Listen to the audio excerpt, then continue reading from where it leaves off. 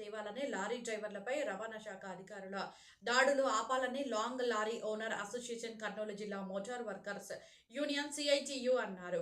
గాజువాకలో షీలానగర్ మారుతి జంక్షన్ వద్ద రవాణా శాఖ అధికారి కారు డ్రైవర్ లారీ ఆపలేదన్న సాకుతో డ్రైవర్పై విచక్షణ రహితంగా రక్తం వచ్చేటట్టు పిడుగుద్దులతో దాడి చేసిన డ్రైవర్ను శిక్షించాలని, దాడికి కారణమైన మోటార్ వెహికల్ ఇన్స్పెక్టర్ పార్వతిని విధుల నుంచి తొలగించాలని డిమాండ్. కర్నూలు జిల్లా long lorry owner association, Kurnool జిల్లా మోటార్ వర్కర్స్ యూనియన్ సిఐటియు జిల్లా కమిటీల ఆధ్వర్యంలో జిల్లా కలెక్టర్ కార్యాలయం ముందు కర్నూలు జిల్లా మోటార్ వర్కర్స్ యూనియన్ జిల్లా కార్యదర్శి ఎస్కే రియాజ్ అధ్యక్షతన ధర్నా కార్యక్రమం జరిగింది.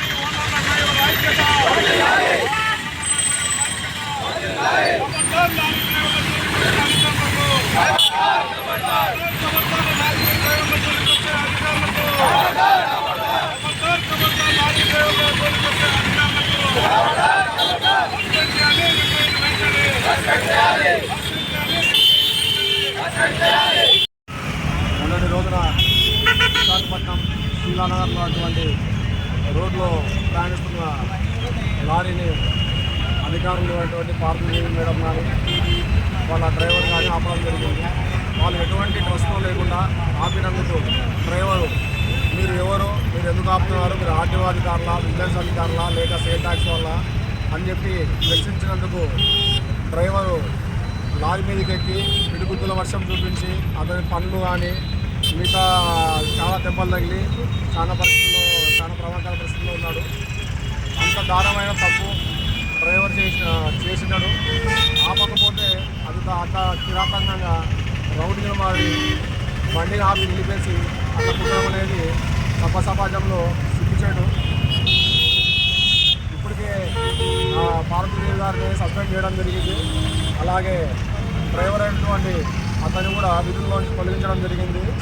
ఇవన్నీ ప్రతి ఒక్క ఈ దాడి నుంచి ప్రతి ఒక్క రాష్ట్రాలలో కానీ మన ఆంధ్రప్రదేశ్ జిల్లాలలో కానీ ప్రతి ఒక్క యూనియన్, ప్రతి ఒక్కరు డ్రైవర్ యూనియన్ కానీ, ఓనర్ యూనియన్ కానీ, ఆటో వర్కర్స్ యూనియన్ కానీ మొత్తం స్పందించి అధికారులపైన ఒత్తిడి తెచ్చి వాళ్ళని సస్పెండ్ చేయడంలో అందరం కలిసికట్టుగా ఈరోజు పోరాడి విజయం సాధించాం. అలాగే రేపు పొద్దున కూడా ఏదైనా ఇలాంటి దాడులు చేస్తే ఖబర్దార్ ఏ అధికారికైనా మనిషి కొట్టాల్సినంత అవసరం ఏమి ఉండదు.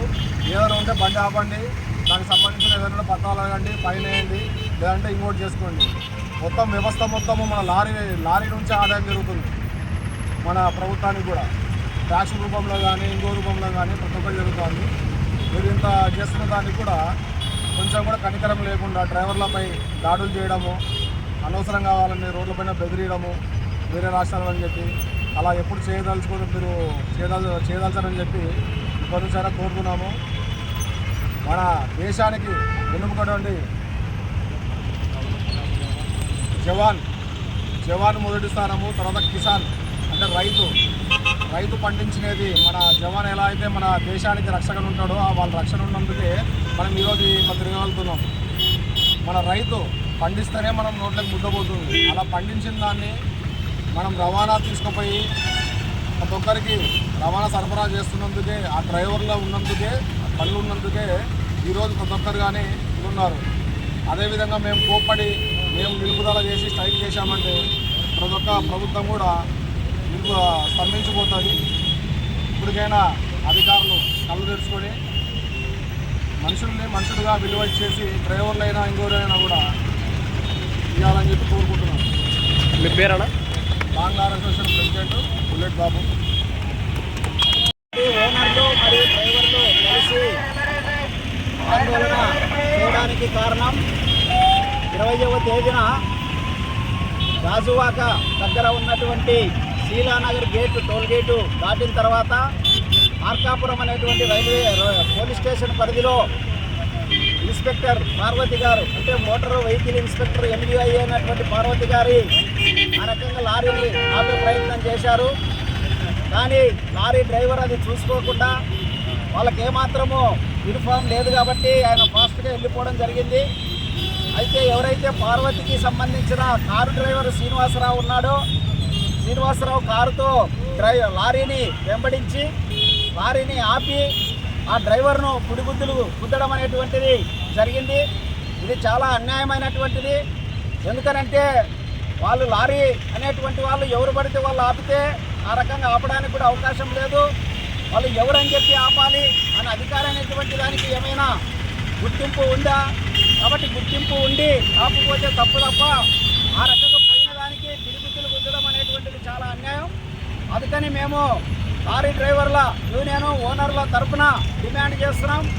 ఇప్పటికే అధికారి పైన డ్రైవర్ పైన చర్యలు తీసుకున్నట్లు తెలుస్తున్నప్పటికీ ఇటువంటి సంఘటనలు జరగకుండా భవిష్యత్తులో ఉండాలంటే వాళ్ళపైన క్రిమినల్ కేసు పెట్టి అరెస్ట్ చేయాలని చెప్పి సందర్భంగా మేము డిమాండ్ చేస్తున్నాం.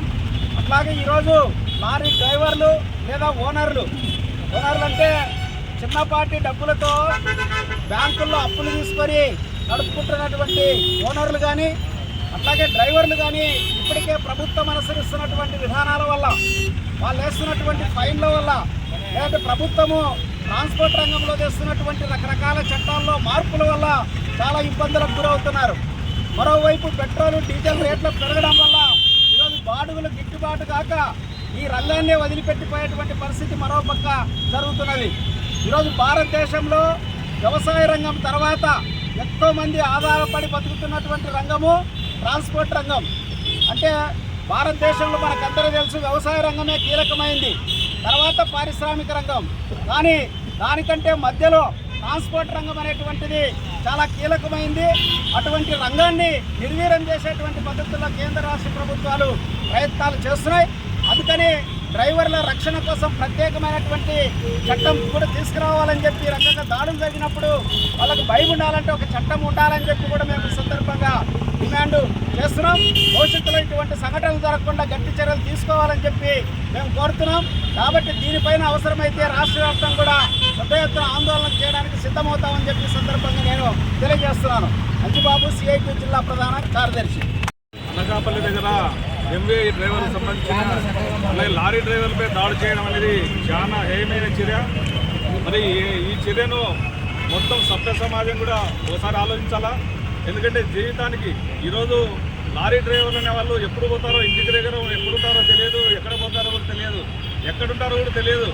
అంటే ఒక సందర్భంగా చెప్తున్నారు, నేను అమ్మాయి పుట్టినప్పుడు వచ్చినా, మళ్ళీ అమ్మాయి పెద్ద మనిషి వచ్చిన అయినప్పుడు నేను ఇంటికి వచ్చిన బస్సులు లారీ డ్రైవర్ల పరిస్థితి ఉంది. అంటే ఈరోజు నెలలు వాళ్ళు అట్లా ప్రయాణం చేసి ఈరోజు వాళ్ళ కుటుంబాలను పోషించుకుంటారు.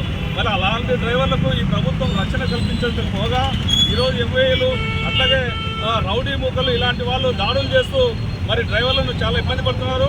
మరి ఈరోజు డ్రైవర్ ఉత్తుకుపోవాలంటే కూడా భయపడే పరిస్థితి ఈరోజు మరి దాపురించిందంటే మరి ప్రభుత్వాలు డ్రైవర్ల పక్కన ఉన్నాయా, మరి ఎవరి పక్కన ఉన్నాయని ఒకసారి ఆలోచించాలా.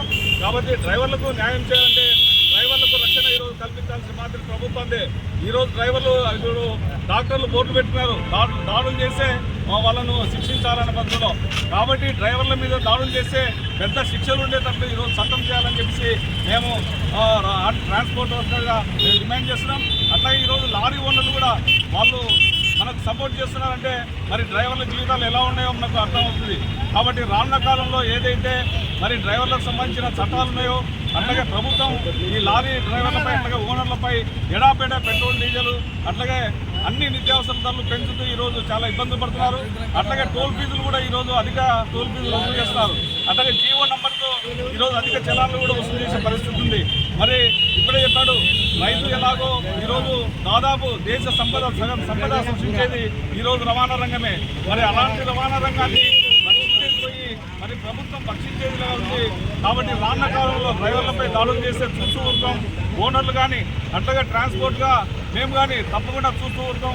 రానున్న కాలంలో పెద్ద ఎత్తున ఆందోళన కార్యక్రమం కూడా చేయడానికి మేము సిద్ధంగా ఉంటామని చెప్పేసి మరి ఈ ప్రభుత్వాన్ని హెచ్చరిస్తున్నాం. ప్రభాకర్ ఆటో యూనియన్ జిల్లా కార్యదర్శి.